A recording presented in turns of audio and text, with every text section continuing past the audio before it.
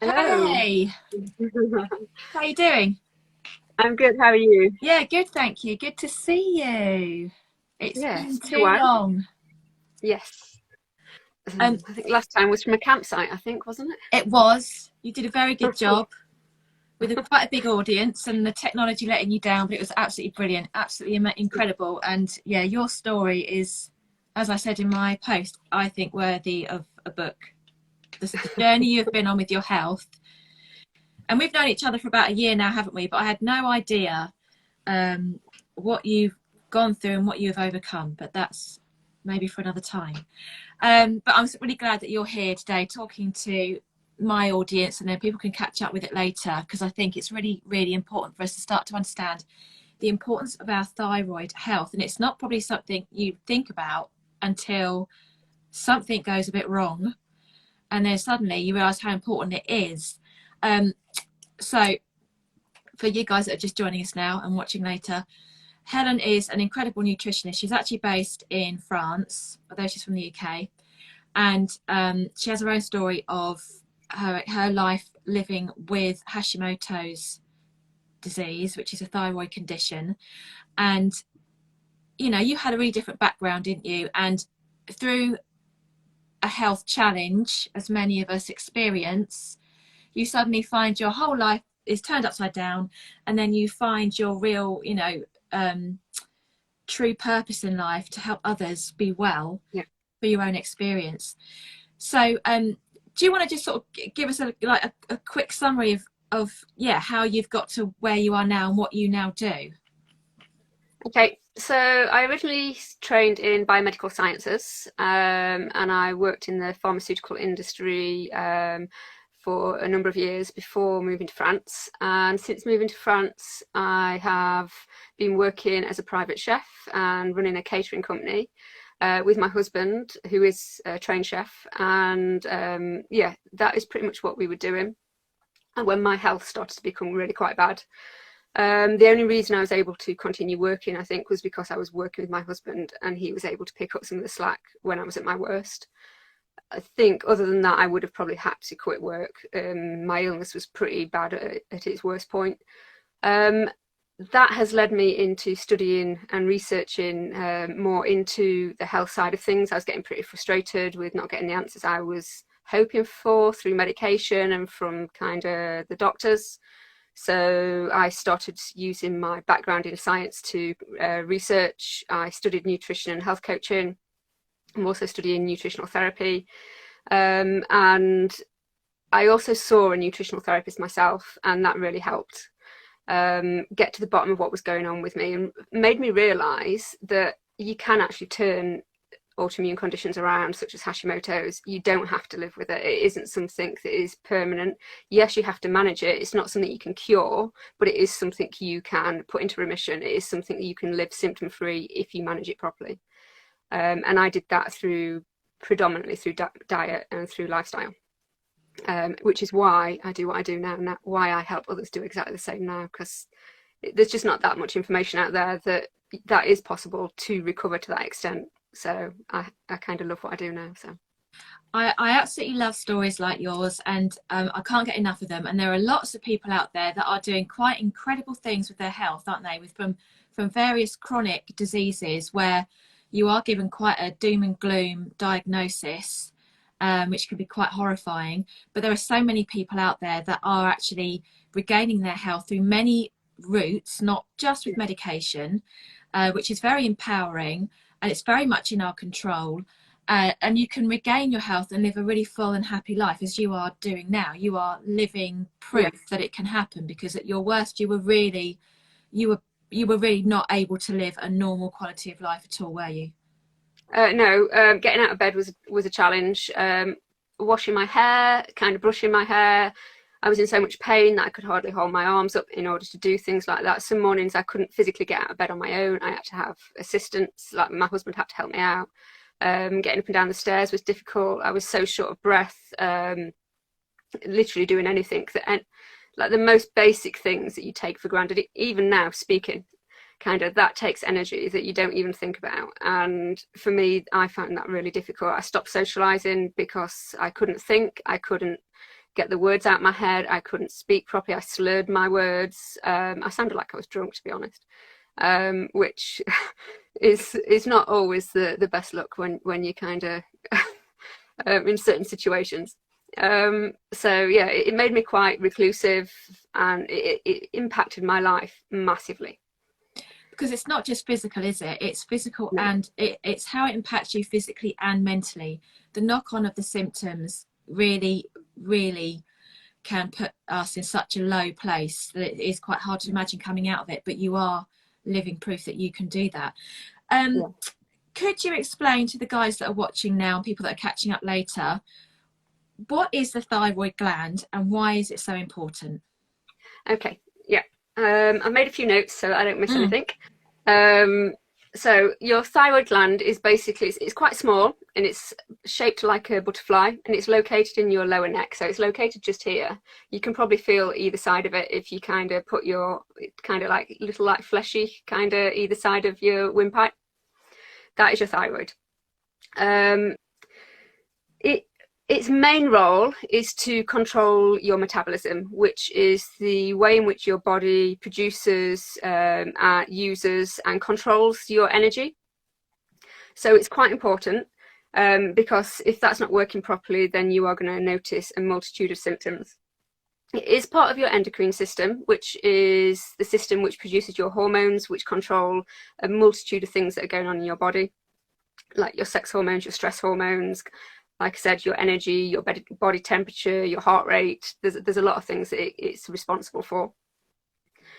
Predominantly, the thyroid is known for producing two hormones that are really quite important that we'll focus on today, and that is your T4 and your T3 hormones. And this is triggered by by stimulation from your TSH, which is released from your pituitary gland. So when your body needs more thyroid hormone, your pituitary gland produces TSH and releases that to basically kickstart your thyroid hormone production and release. If there's too much, it does the opposite. It basically lowers that TSH and tells you to stop producing as much. So it's very finely controlled. Okay. It is responsible, as I said, for quite a few things. So I'm going to list a few of them so you can get an idea of exactly how important it is that your thyroid functions properly. Yeah. So it's responsible for the speed of your heart rate. It's responsible for the speed and the depth of your breathing. It is responsible for, as I said, your metabolism, your weight gain, your weight loss, which is kind of how most people relate to metabolism, is kind of your weight. But that also kicks into your energy as well. The metabolism controls that. It controls your body temperature. It controls helps control your mood, your brain function, your skin, hair, and nail health and growth. It can impact your cholesterol levels. So I'll quite often see if people come in and they haven't been tested for hypothyroidism, and they have high cholesterol levels, that is the first thing that I will say is go get your thyroid levels checked. Because that is quite a common sign that something's not right with your thyroid. It can affect menstruation. It can affect your fertility. It's quite common for those who have hypothyroidism to struggle to get pregnant and to stay pregnant. That is quite common. And for basically hormone control, as it's part of your endocrine system, it's quite heavily involved in regulating your sex hormones and your cortisol levels as well. So basically they're just a few of the things that it is responsible for. So you can see from that why it's quite important that your thyroid hormone is optimal. It's needed by every cell in your body. Every cell in your body has thyroid hormone receptors. And the symptoms that you display will be indicative of which cells basically aren't getting enough thyroid hormone or are getting too much in the case of hypothyroidism, potentially. So although it's a very small gland, it plays a massive role in your overall health. It does predominantly affect women. That is the majority of the clients that I see are female. I do have a private Facebook group for those who are wanting help with their diet and lifestyle. There are a few men in there, but there are not many. It is predominantly a female condition. So that is kind of just a brief overview of kind of what your thyroid is. Do you want me to go into a little bit of why it's important a little bit Yeah, further? Okay. absolutely. Yeah. Okay. So when you've got too little thyroid hormone being produced, you're going to result in hyperthyroidism.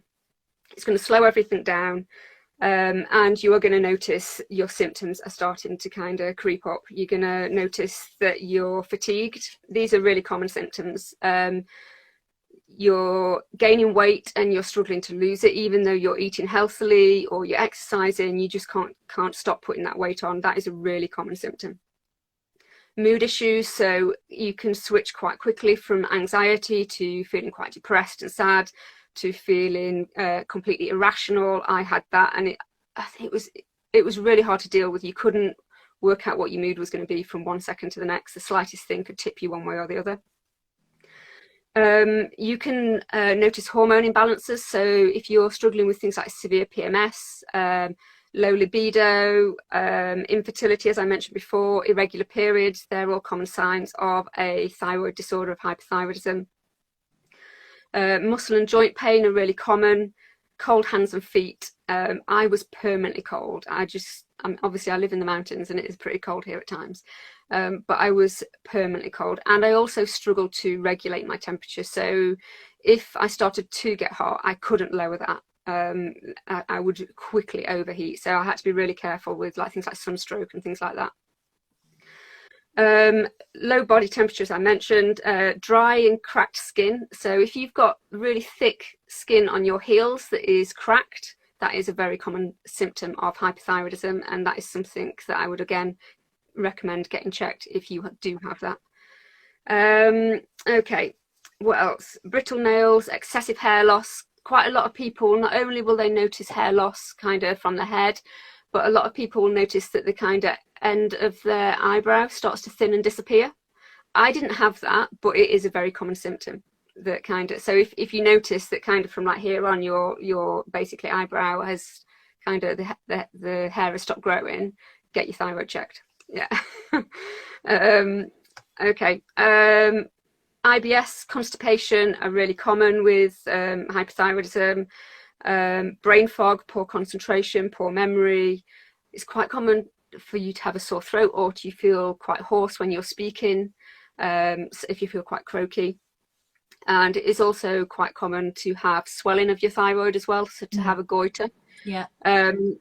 Puffy face, that is quite common, and puffy eyes. I used to have that quite a lot, although I never had massive issues with the weight gain.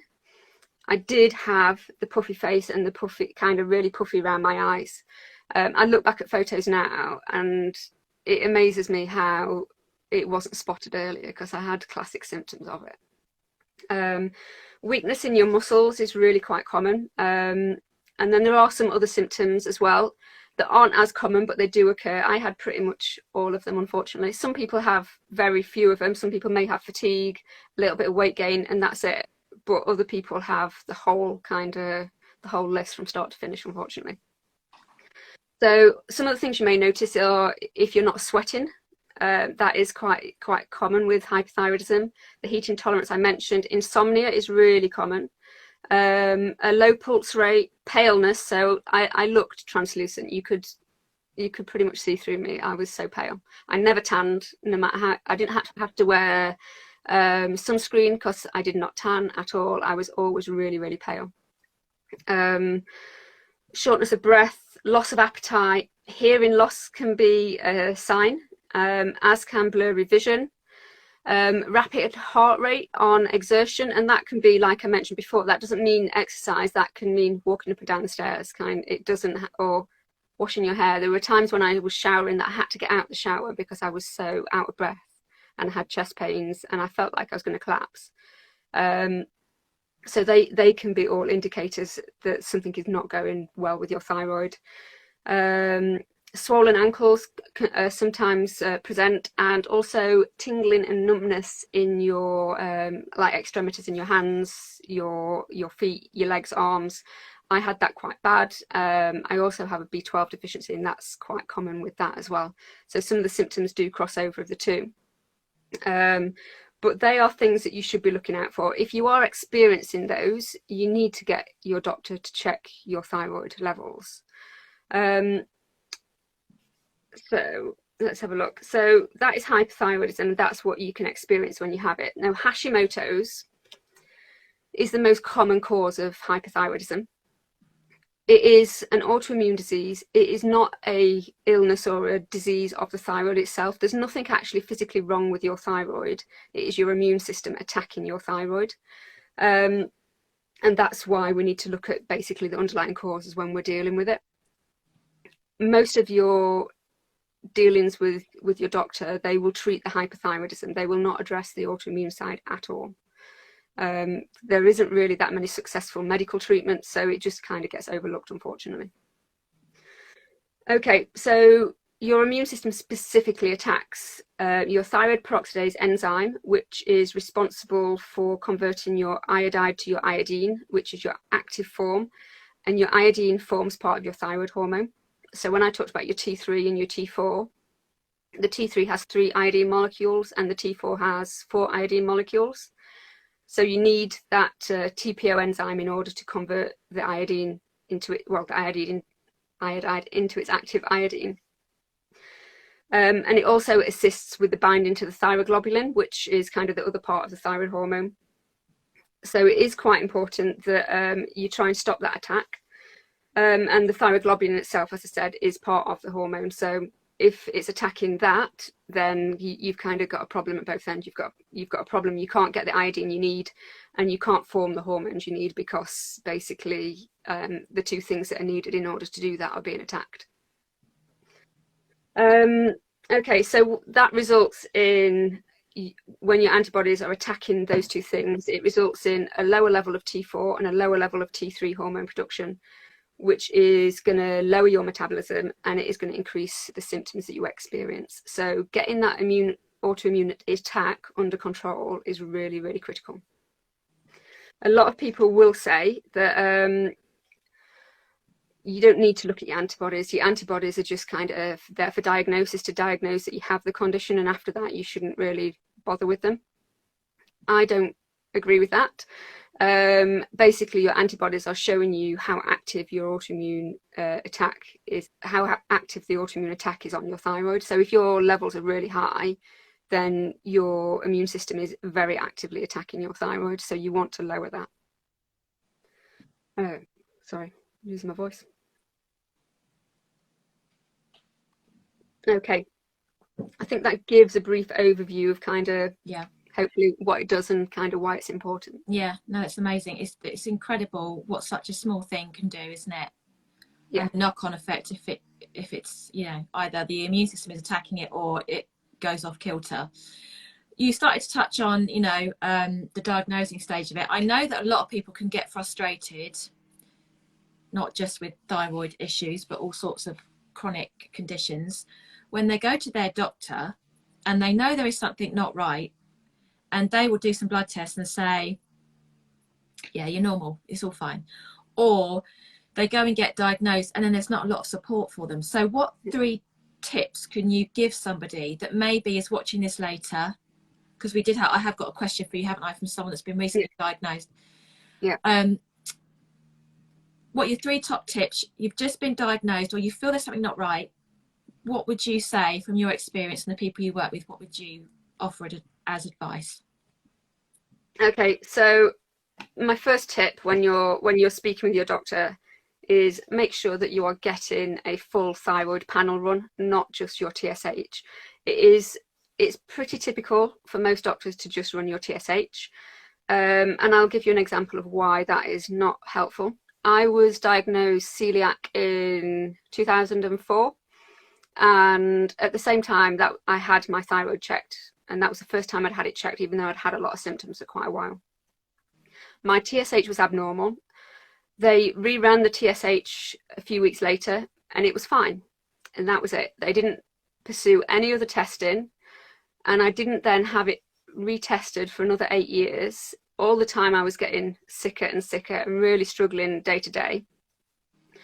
What I know now is that they should have run they should have at least run my antibodies to see if I had Hashimoto's, because you can be subclinical, you can have elevated Hashimoto's antibodies and normal TSH, T4, T3. So they should have run that to see if I had an autoimmune condition coming into play. The reason they don't is because they don't treat the autoimmune side, so they don't see the reason in testing for it. But there's a lot you can do, so it is important that you know what is going on. So if your doctor is only running your TSH, that's not enough. You need to get that full panel done. So you need your TSH, you need your free T4, you need your free T3, your reverse T3, your thyroid peroxidase antibodies, and your thyroglobulin antibodies. They're the basics of what you need for your thyroid to basically get the full picture of what is happening. And you need these to be optimal, not just in range. And this is something that you will find. You'll go, you've got a list of symptoms, you're on treatment, and they're basically saying to you, well, you know, your results look fine, and you may be 1 point under the top of the range and you feel like shit, basically. Yeah. So you're not fine. You need that to be optimal, and everybody's optimal is different. And I will run through roughly what optimal should look like. So your TSH ideally should be under 2. That's where most people find that they function best. But it is the least important of the tests. It isn't actually your active hormone. It's only what stimulates the release of your hormone. So that one is, yes, it needs to be done, but it is not the most critical one. And if you're on a T3 medication, it will be suppressed. So if you're on a combination or a T3 medication and you go to your doctor and your TSH is kind of scraping the bottom of the range and your doctor panics that you're hypothyroid, if you're not having any symptoms and you're on one of those medications, that is perfectly normal. So don't worry. Okay, so your free T4 should be from mid-range to about the top third between there.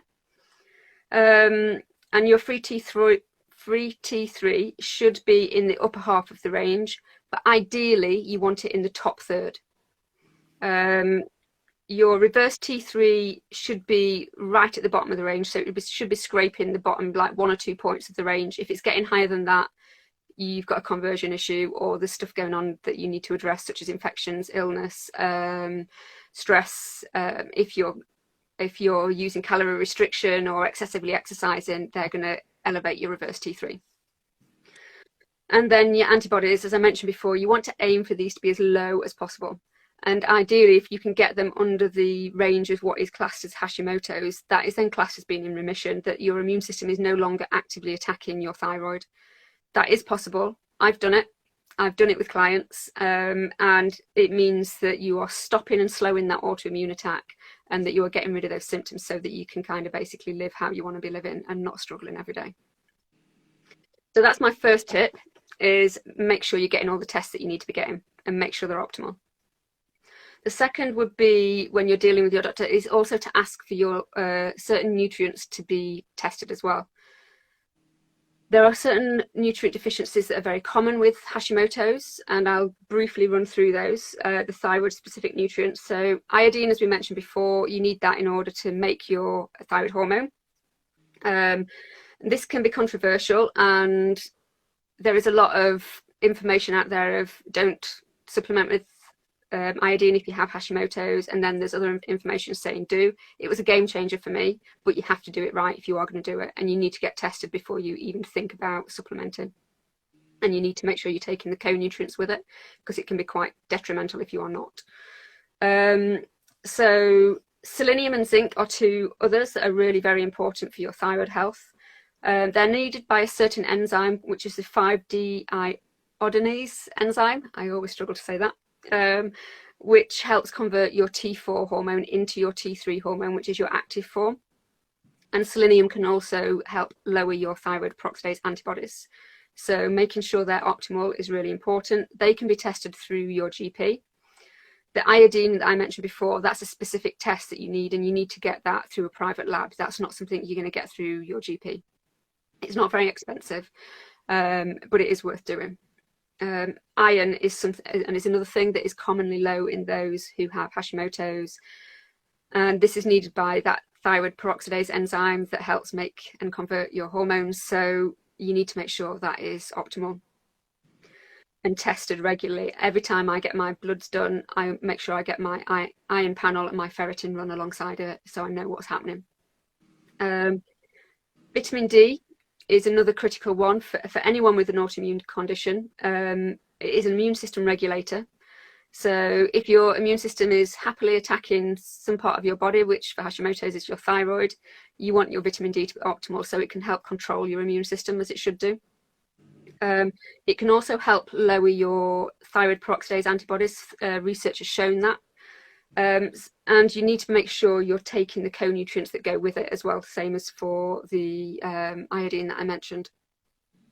B12 is something as well that I would ask that if a client came to me with hypothyroidism and hadn't had any of their co-nutrients tested, I would suggest B12 being checked. It is common for those with Hashimoto's to have a B12 deficiency as well, predominantly because your stomach acid is low, and that affects the absorption of the, oh gosh, I lost my words.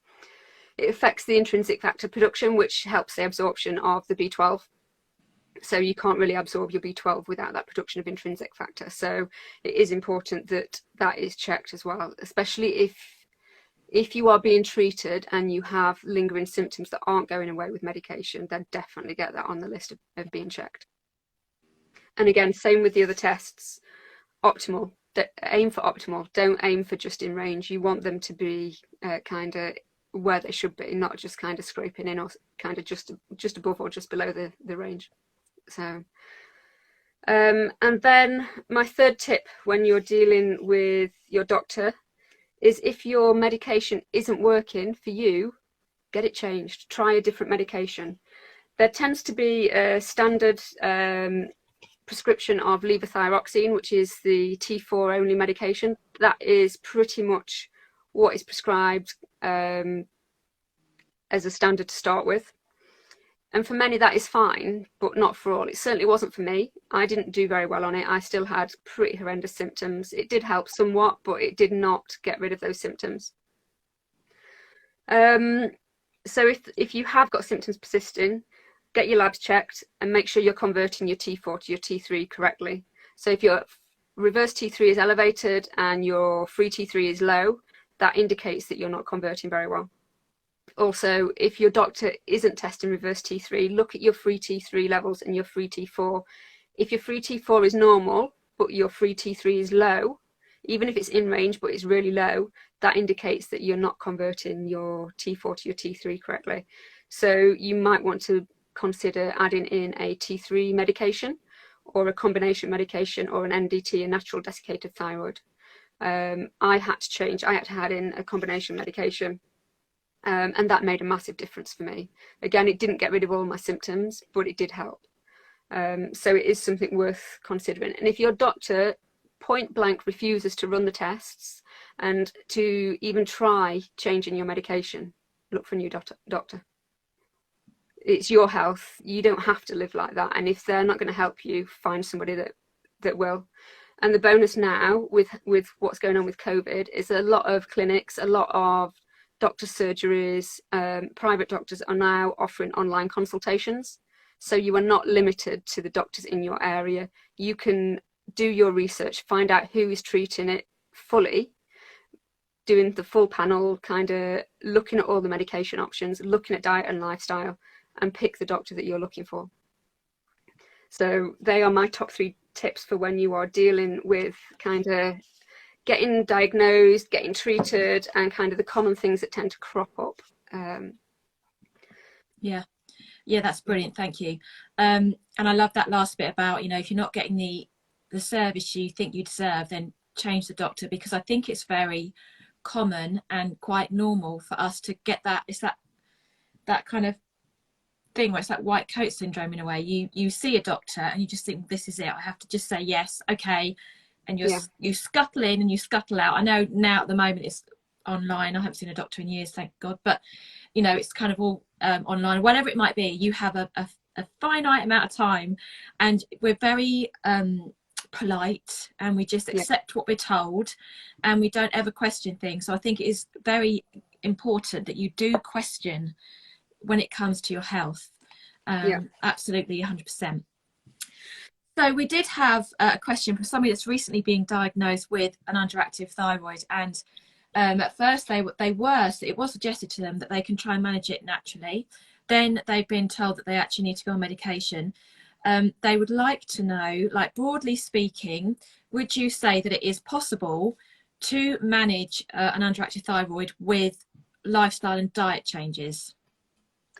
Um, it's a little difficult to kind of say kind of completely either way there. For some people, it is completely possible. Yeah. For others, it is not. You have to kind of take account of what's going on. And if you need medication, then don't avoid it just for the sake of it. It does give you it replaces that hormone that you're not producing yourself. So if you need it, then you have to take it. There is no way around that. It is life-saving. Without your thyroid hormone, you cannot function. So if you do need it, then yes, take it.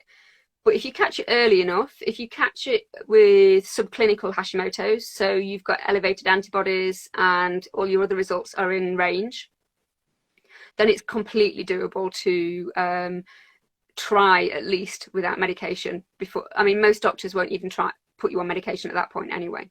Even if you have symptoms, they will look at your kind of main results and go, no, at the moment your thyroid is still managing, even if you feel like crap. Yeah. So yes, I would definitely look at your diet and your lifestyle, work out what's going on, find out what is the root causes for you, and for everybody that's going to be different. What got you into this is going to be very unique. It's usually a multitude of things. For me, I had a very stressful kind of period, kind of with exams at university, with bereavement. I had glandular fever. I was working as well as studying. I was playing sports in all my spare time, and then I was obviously partying whilst I was at university. I got glandular fever. I had my hepatitis B vaccination, and my basically immune system just went, whoa, what the hell is going on? And that is when I started to have symptoms. So for everybody, it's going to be unique of what kind of got you to where you are. So you need to unpick that, and you need to find out what is triggering that immune attack. Obviously, diet is massive. So you need to look at food sensitivities. Are you eating things that you are sensitive to that is triggering your immune system? Are you eating problem foods? So problem foods for the thyroid tend to be gluten, dairy, and soy. They can all interfere with and increase your autoimmune attack. So they are three of the main ones that I look at initially. But obviously there are other food sensitivities that kind of will be unique to you. For me, egg whites, chocolate, any grain that came from grass triggers my gluten antibodies, as the structure of the protein is quite similar. So you need to get to the bottom of that. And also the things that kind of cause inflammation. So autoimmune disease is an inflammation-driven disease. So you need to lower that inflammation. Things that can cause inflammation in your diet is sugar, processed foods that are full of emulsifiers, additives, preservatives, and then also refined foods, so refined carbohydrates that have no fiber, very little nutrition. It ends up basically as sugar in your system.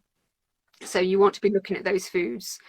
Sugar for me was a massive kind of game changer, getting that out of my diet. I used to have tremor attacks. I used to kind of have what my husband referred to as my coma sleep, where I'd obviously it was probably a hyperglycemic incident, where my blood sugar was crashing because it was constantly spiking up and down.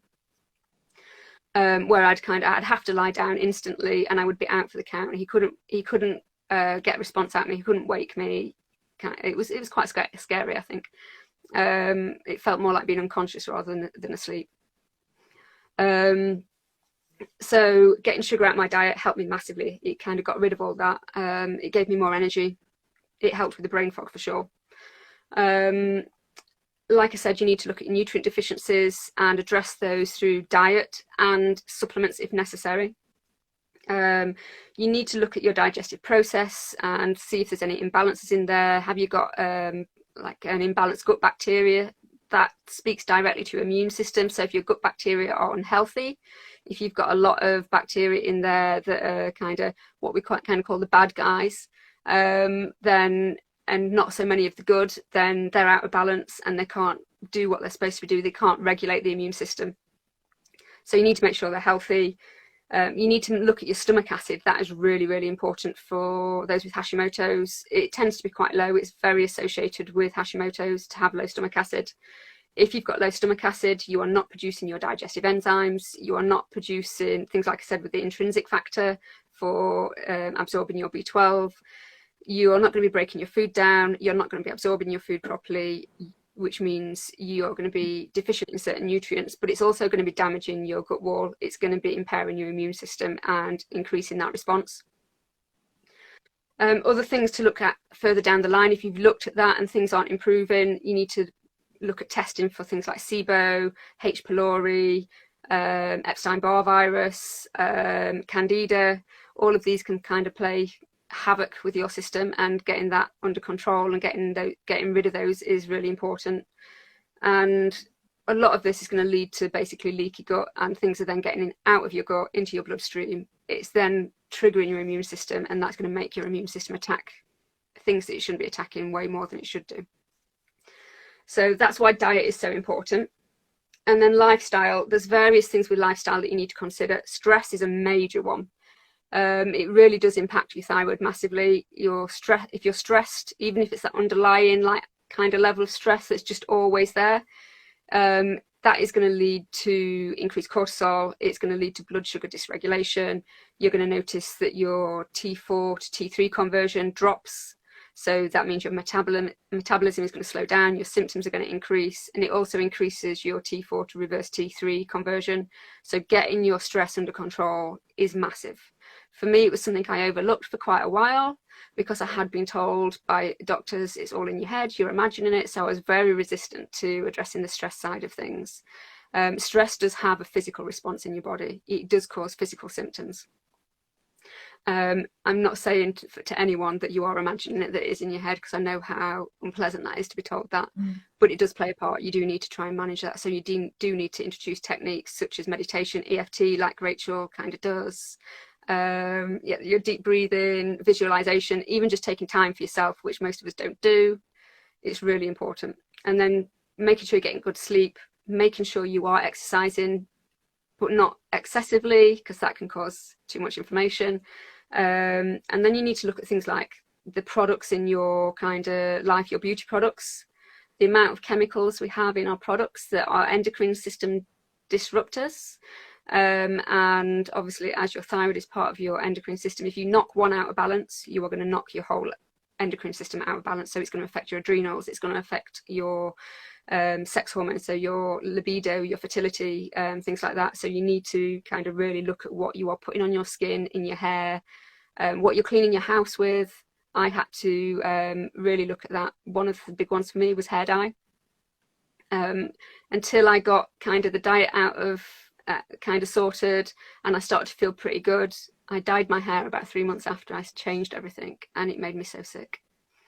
And I hadn't even, because I felt so ill all the time, that I hadn't realised that was doing that until I started to feel good, and I was like, whoa, that was a massive change for me. So and then looking at other toxins such as things like mold, pesticides obviously can disrupt your endocrine system, and yeah, basically it's a big picture. You need to look at the whole thing.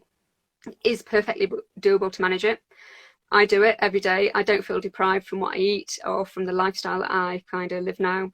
The difference in how it's made me feel makes it worth everything that I've given up. And the same with my clients. I see it time and time again. When I start introducing like the changes and kind of saying, oh, let's try stopping this for a little bit, there's that hesitancy, there's that kind of, oh, I don't really want to do without whatever it is, whether that's the dairy, the gluten or whatever else. But when 3 weeks later, when I see them, the change is massive and they don't want to go back.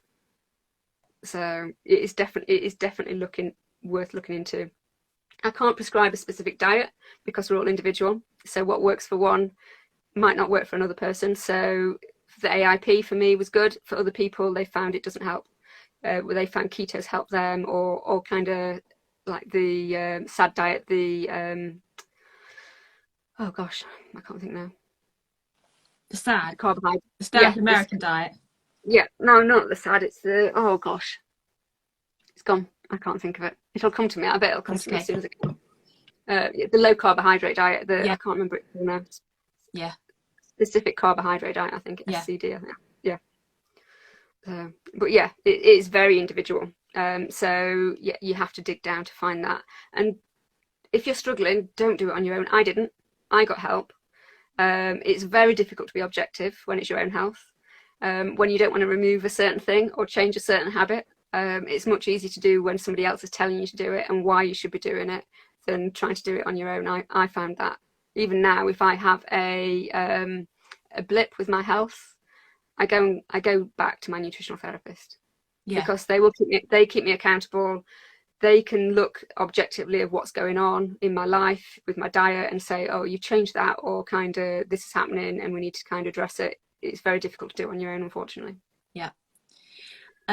Gracie said about ways to de-stress. So stress is a necessary thing in our life. It is unavoidable, and short bursts of stress are good for us. There are certain processes in the body that love a bit of stress, but it's transforming the low-lying constant stress. I think, Gracie, stress is very individual. What stresses one person out does not necessarily stress out somebody else. We've all got different tolerances to stress in our lives. But I mean, Helen did list a few things, but it'd probably be worth you dropping each of us a DM after this, and we can have a chat to you about actually how you're managing your own life and your stress, and we can make some suggestions as to things that can help. Ursula has said Atkins. I don't know if she means like Atkins diet or that kind of, it could be a suggestion as to what kind of thing maybe that Ursula's used herself.